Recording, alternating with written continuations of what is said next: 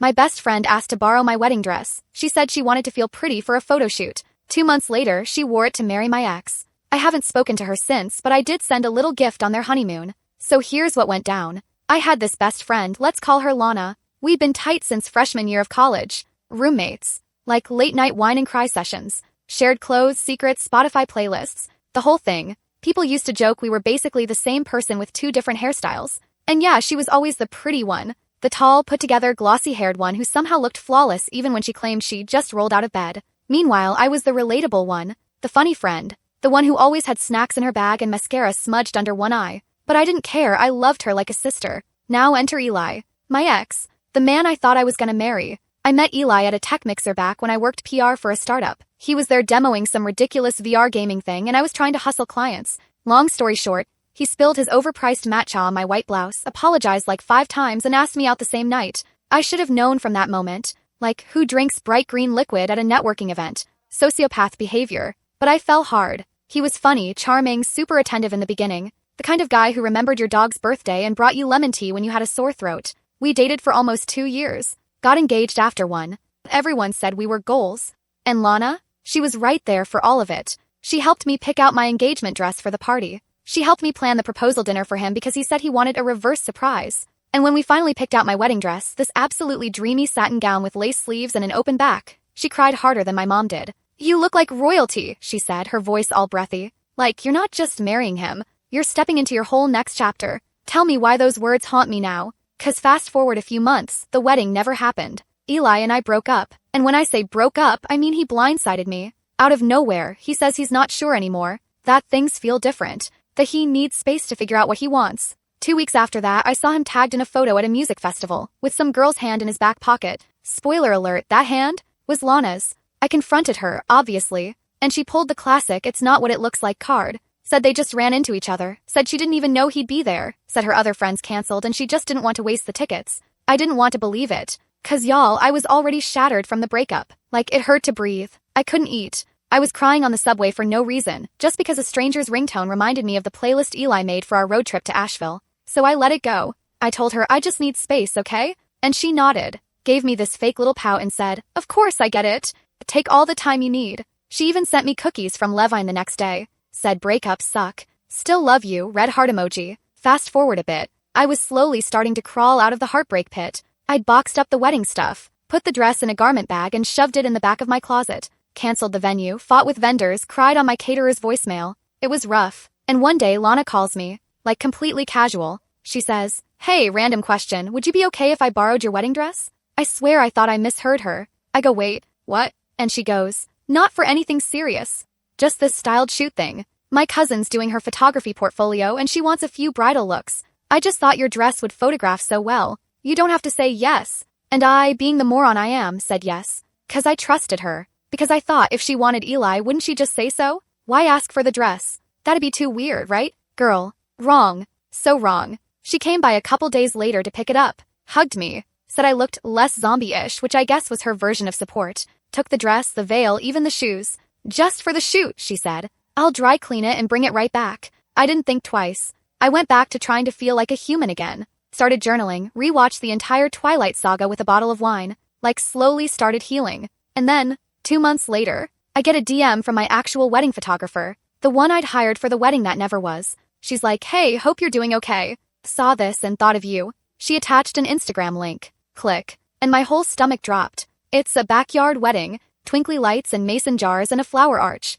2 people kissing under it. And the bride? Wearing my dress. Same cut. Same veil. Even the shoes. The groom? It was Eli. Yeah, that same Eli. I just sat there staring at my phone like it was a horror movie jump scare. Like, this wasn't some random Pinterest photo. It wasn't a look-alike. It wasn't even a vague bridal-style twin. It was my dress. Down to the little pearl detail on the sleeve that I'd asked the seamstress to add. And there she was. Lana. Grinning like she just won a season of The Bachelor, kissing my ex-fiancé in my wedding dress. And the worst part? It looked like she was living my life. Same music vibe. Same eucalyptus and white flower setup I'd sent her Pinterest screenshots of like 6 months ago. I could even see some of the twinkle lights I'd already bought for my own wedding. I think I blacked out for like 5 minutes just scrolling. Liking nothing. Breathing heavy. Hands shaking. You know when your brain just refuses to process something because it's too absurd? Like my neurons were literally glitching. I kept blinking at the screen like maybe it'd change into a prank video or something. But no, it was real. I messaged my photographer just one sentence.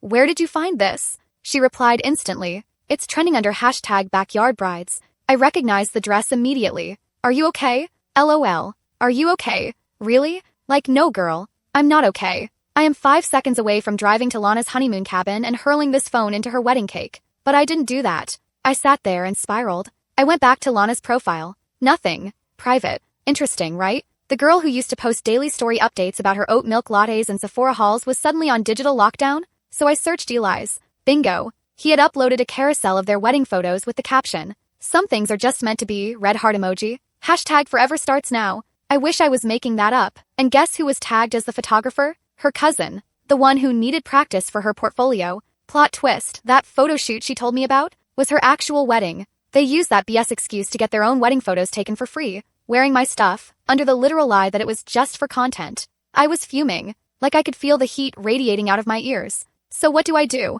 I call her. I don't text. I hit call because I wanted her to hear my voice shaking. And guess what? It goes to voicemail. I try again. Voicemail. Third time? Blocked. Oh, okay. So now I'm blocked. After she lied, after she stole my literal wedding, I'm the one who gets iced out? Girl, I've never been a violent person, but I swear if I had been holding a glass, I would have shattered it in my hand like a Marvel villain. I couldn't believe it. I was pacing my apartment like, is this even happening? I started pulling out the receipts, the screenshots, texts from when she asked to borrow the dress, the fake crying over my engagement, the Spotify playlists we made for the wedding, everything. I was gonna need all of it, because at that point, I wasn't just sad, I wasn't just hurt, I was done. So you know what I did? I took a deep breath, poured a very large glass of wine, and opened my laptop. That's when Operation Send-Off Gift was born. Because if Lana and Eli thought they could just waltz into the sunset in my stolen wedding, in my dress, and not feel a single consequence, they really didn't know who they were messing with. Okay, so I'm not proud of what I did next. But actually no. Scratch that. I am proud. Fully. 'Cause sometimes healing looks like therapy and journaling. And other times, healing looks like shipping a glitter bomb and emotionally detonating two people's beachside honeymoon. Let me set the scene for you. After realizing Lana had ghosted me, blocked me, and had the nerve to marry my ex in my wedding dress, I had options. I could scream into a pillow, did that. I could eat 3 croissants and a full tub of Trader Joe's cookie butter, also did that. Or, I could get even. Creatively. Classily. With just the right amount of poetic justice. So I sat down and pulled out my laptop. First stop, their registry. Oh yeah, babe, they had a registry. Public. Mostly the basic newlywed stuff. Pots, pans, a juicer, a $300 Dutch oven, as if either of them cooks. But there was one particular item that stood out, a honeymoon fund. They were headed to Costa Rica for 2 weeks.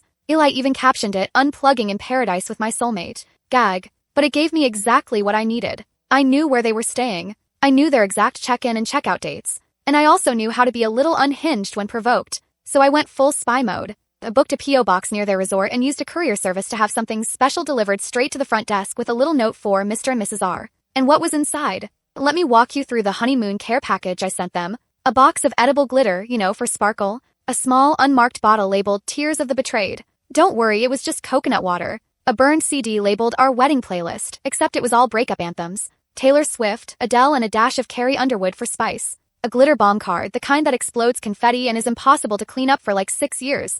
And finally, a printed 8x10 photo of me in the same wedding dress, holding a sign that said, "You left the tags on." Yeah, I checked. She literally hadn't removed the designer tag under the sleeve. My name was still written on the garment bag. She really wore it as is like I wouldn't notice. I shipped that box with tracking, screenshot every receipt, and then I didn't even wait to see what happened. Because I didn't need to. I'd made my point. But y'all, a week later I got the best notification of my life. Lana's cousin, remember, the one who photographed the wedding? Posted a cryptic story on her IG that said, "Not all that glitters is gold, some of it is petty AF," with a boomerang of her vacuuming up confetti from a tile floor. And then one of our mutuals messaged me, "Did you send them something?" 'Cause Lana went full meltdown mode at the hotel. The staff had to ask them to leave early. I had to reread that like 3 times. Apparently, Lana threw a full tantrum in the lobby, screaming at Eli, accusing him of telling someone, saying I'd ruined her dream week. Which is wild considering she ruined my actual wedding. But sure, girl. Let's play the victim. I didn't even reply to the mutual. I just sent a heart emoji and logged off. For the first time in weeks, I slept like a baby.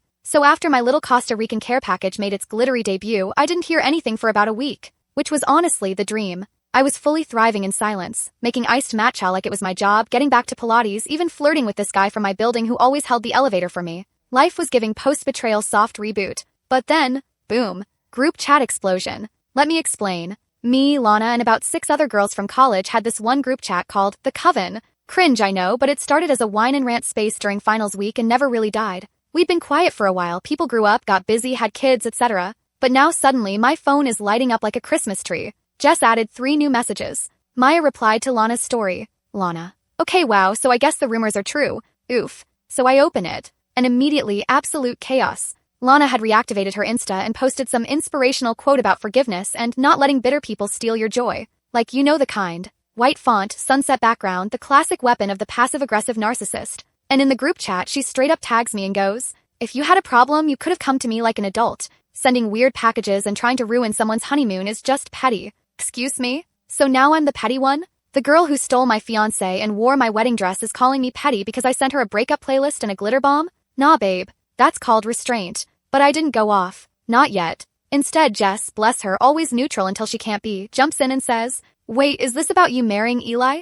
I thought you said they broke up months ago. And Lana replies with this masterclass in gaslighting. They weren't even together anymore. She told me she didn't want the dress. I was trying to give it a new story, something beautiful. I didn't steal it. She gave it to me. You guys. I had to sit on my hands. Because if I had started typing right then, I would have melted the entire internet. But no, I was going to be calculated, calm, sharp. So I screenshot the convo from the day she asked for the dress, with the exact words, just for a photo shoot. I'll give it right back after my cousin's portfolio thing. Then I typed, you said it was a fake shoot. You said it was for your cousin's portfolio. You wore my dress to marry my ex and didn't even tell me. And now you're playing victim? You're lucky all I sent was confetti. Then I attached the pic of the tag, the one with my initials still in the seam. Silence. Like actual dead air. You could almost hear her backpedaling through the screen. Finally, she replies with, you're being dramatic. It's just a dress and you said you were over him anyway. Oh, so now my trauma's inconvenient. And you know what? That's when I realized this was never about the dress.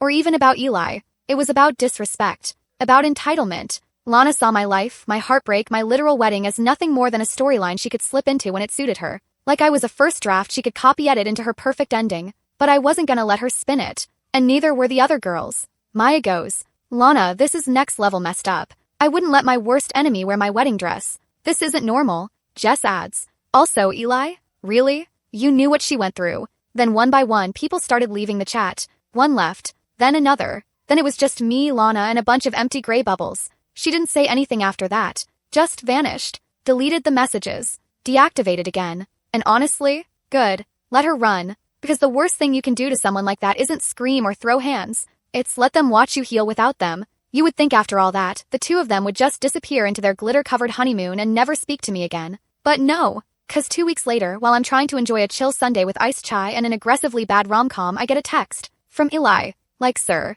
You've got the audacity of 3 unpaid parking tickets and a fake apology bouquet. He texts and I quote, hey, just wanted to say I never meant for things to get so messy. I hope you're okay. I sat there blinking like, is this a customer service follow-up? I never meant for things to get messy? What is this? Spilled salsa. So I ignored him, obviously. But then, wait for it, he texts again. Like 3 hours later, like I was just busy and forgot to reply. Also, if you ever want to talk or clear the air, I'm around. Clear the air? What is this? A climate summit? We are not clearing the air, Eli. You married my best friend in my dress and lied to my face. The air is toxic. The air is unfixable. You need a whole ozone replacement at this point. But I still said nothing. I refused to feed that fire. And I thought that was the end of it until I get a call from a random number the next day. Guess who? Eli's mom. And y'all, this woman was fuming. Now, let me give some context. Eli's mom and I always had a solid relationship. She was the type who'd text me chicken soup recipes when I was sick and send me a Christmas card even when Eli forgot. So when she called, I answered. Out of pure curiosity. She starts with, I know it's not my place, but I just heard about the wedding and I'm so sorry. I didn't even know they were back together. He didn't tell any of us until the photos came out. Wait, what? So even his family didn't know? That was wild enough. But then she says this. And the dress. That was yours, wasn't it? And I'm like, yup, sure was. And she just sighs. This long, disappointed mom sigh. She goes, that's unbelievable. I was the one who went shopping with you when you found it. He knew how much it meant to you. I raised him better than that. And okay, low-key, that part almost got me. 'Cause for a split second I could hear it. The disappointment. The mom guilt. The way she sounded so genuinely ashamed of her son. She even asked if she could take me to lunch sometime. Said she still wanted to keep in touch. even if things didn't work out. But I told her no, as gently as I could. Because here's the thing, I'm not interested in staying tied to that chapter, even through people who meant well. I'm done patching over wounds with politeness. They chose who they were, and I'm choosing who I'm gonna be. But it still meant something, you know? To be seen, to be validated, to know that I wasn't just making it up in my head, that what they did really was messed up. And then she drops one last bomb. He told me Lana begged him not to tell you. She was afraid you'd try to ruin the day. So it wasn't just casual betrayal. It was intentional silence. They knew exactly what they were doing. And I knew then I had nothing to say to either of them ever again. Okay, so I go no contact. Fully. Blocked Eli. Blocked Lana. Muted anyone still following both of them. Deleted the wedding Pinterest board, tossed the bridal magazines, even donated the dang Dutch oven I bought for us to Goodwill. And slowly, I started to feel normal again. I won't lie and say it was easy. Some days I still woke up angry, other days I missed who Lana used to be. I'd hear a song we once blasted in her car and it would just hit. But I wasn't spiraling anymore. I wasn't checking their socials like a masochist, I was reclaiming space, physical and mental. I even went on a few dates. Nothing serious, but enough to remind myself that not all men are emotionally stunted liars who use lemon tea and Spotify playlists as manipulation tools.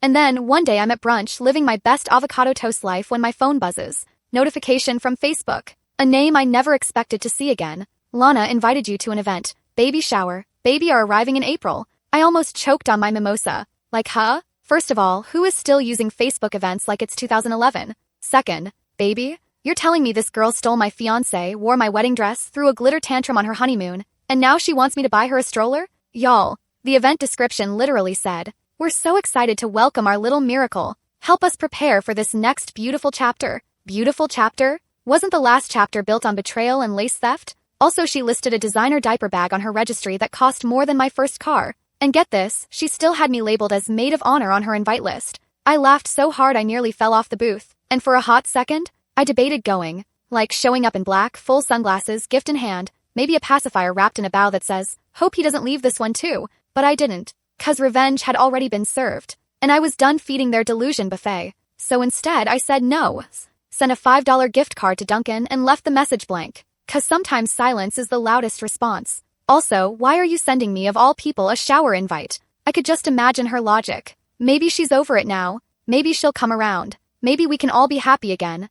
No, I don't need your apology wrapped in onesies and bottle warmers. But the wildest part? That baby shower invite reopened everybody's group chat wounds. Maya texted me like, "Girl, tell me you saw this." Even Jess was like, "You have to be kidding me." Turns out she invited all of us, including girls who haven't spoken to her since the wedding. And you know what? Only 2 people showed up. One was her cousin, the photographer. The other? Some girl from her gym she met like 4 months ago. Everyone else? Hard pass. 'Cause actions have consequences, babe. And sometimes they come in the form of empty white folding chairs under a pastel balloon arch. But don't worry. I heard the cake was cute. 'Kay, so life goes on, seasons change. The group chat stays dead. Lana's off playing perfect wife and mommy blogger on private mode. Keep healing, living and breathing in peace. And then one random Tuesday afternoon I'm at Whole Foods. Hair in a claw clip. Hoodie. Zero makeup, just trying to buy overpriced granola and not think too hard. I'm standing in front of the oat milk like a completely normal adult when I hear it, "Hey!" And I don't even need to turn around. I know that voice. It's him. Eli. I freeze, heart doing that dumb stutter thing. I turn slowly, praying he somehow doesn't look the same. Spoiler, he does. Same dumb jawline, same smug eyebrows, wearing joggers and a Patagonia fleece like he just came from fake hiking. And you know what he says? "Wow, you look great." No. Do not wow, you look great me while I'm holding a box of gluten-free granola and battling intrusive flashbacks of you kissing my former best friend in my dress. But I just say hi, flat, cold, polite, and he launches into it. I've been meaning to reach out. I just didn't know how. Everything got so complicated so fast. So complicated? Sir, you didn't file taxes. You married my maid of honor in my gown. That's not complicated. That's treacherous. He keeps going. I didn't plan for it to happen that way. Lana and we just kind of clicked. And after you and I ended, I guess it just happened. Oh, okay. So betrayal is just a quirky accident now. I'm quiet. Let him talk. 'Cause sometimes silence is a better mirror than words. He finally stops and goes, "Anyway, I just wanted to say I'm sorry for how I handled everything. You didn't deserve that." And I nod. Just once. Not because I forgive him, but because I'm done letting his words sit in my space longer than they need to. I say, "Thanks. I hope you treat your next chapter better than you did mine." And then I walk away. No breakdown. No dramatic exit. Just me, my oat milk, and a little bit more air in my lungs than there was before. And that moment, that's when I realized I made it through. Not because I was stronger, Not because I had some master plan, but because I stopped carrying their crap for them. Because I stopped confusing being quiet with being okay. And y'all, the freedom of not needing revenge anymore tastes better than anything I could have bought in that Whole Foods. That's when life started to get really good again. I changed jobs, left my PR burnout spiral, and took a gig doing content strategy for a women-owned creative agency. Way less stress, way more meaning. I started solo traveling. Nothing major, just weekend trips to random places I'd always put off. I saw the ocean again. I climbed a little mountain in Asheville and cried on top of it just because I could. And no, I never unblocked them, never checked back in, never gave them another second of access to my peace. But they definitely heard about me. 'Cause funny enough, one of their mutuals DM'd me like 6 months later with a message that said, "Saw your TED Talk. You killed it. Can't believe they ever let you go." And yeah, that's right. I gave a TED Talk on rebuilding your identity after betrayal, on what it means to stop being the supporting character in your own story, on how losing people you thought were permanent can actually be the best thing that ever happened to you. It went viral. I even included a little line that made my friends laugh when they heard it. Sometimes people will steal your dress and still ask you to show up for their big day. Don't. Burn the invite. Wear something better. Go live. That's how I see it now. So yeah, I thought I was done with it all. The dress, the betrayal, the fake wedding turned real. Like, what more could possibly happen? One random Sunday, I get this DM from an anonymous-looking account. No photo, no bio, just a message sitting in my requests folder like it's been holding its breath for months. I don't expect you to answer, but I just needed to say something. I knew instantly who it was. Lana. I stared at it for like 3 minutes. I know I probably don't deserve this, but I'm sorry. Things didn't go the way I thought. Eli left. He said he wasn't happy. We fought constantly. I thought we were meant to be, but I think I just didn't want to lose. And now I've lost everything. I sat there in silence. 'Cause wow, there it was. The not really an apology. The confession without consequences. The quiet echo of someone realizing that winning by betrayal doesn't actually feel like winning at all. But here's the thing, I wasn't angry anymore. Not even a little. So about 3 months after Lana's ghost DM, the one where she half apologized and then evaporated into the digital mist, something wild happened. My friend Jess invited me to this pop-up art gallery opening. She's super into these underground events. Wine and paper cups, moody lighting, people walking around pretending to understand abstract sculptures named things like grief and plastic. I almost didn't go. I was tired and I had work early, but something in me was like, just say yes. So I threw on a leather jacket, swiped on mascara and went. And guess who I ran into at that gallery? Lana. Yeah, full circle. She looked tired, alone, and so out of place. She was standing by this weird installation of a shattered mirror with wedding photos cut into pieces glued around it. Ironic, right? And when she saw me, her whole body flinched. I watched it happen, that second of pure panic in her eyes. Like she was trying to decide whether to pretend she didn't see me or come say something. She chose the second. She walked up, slow, like someone approaching a wild animal. And when she got close, she said, "Hey, I didn't know you'd be here." I shrugged. Didn't know you would either. Awkward silence. She was holding a glass of red wine, but her hand was shaking. I could see it ripple. And then she said, "I saw your talk. The TED one. You were amazing." I gave her a polite nod. Not rude. Just neutral. Thanks. And then she just stood there, like she wanted to say more but didn't know how to start. I could almost see the internal monologue behind her eyes, trying to find an angle, a way in, but there wasn't one. So I said, "How's the baby?" She blinked, startled, like she forgot she had one. "Oh, he's good. He's with my mom tonight." I nodded again, took a sip of my drink and walked away. That night on the way home I passed by a florist still open late. I bought myself flowers. Nothing fancy, just a mix of bright ones that smelled like spring. 'Cause sometimes when you bury something that once meant everything, you've got to plant something new in its place. Not out of revenge, not out of bitterness, but because you deserve to bloom after all the BS. And babe, I bloomed. Hard.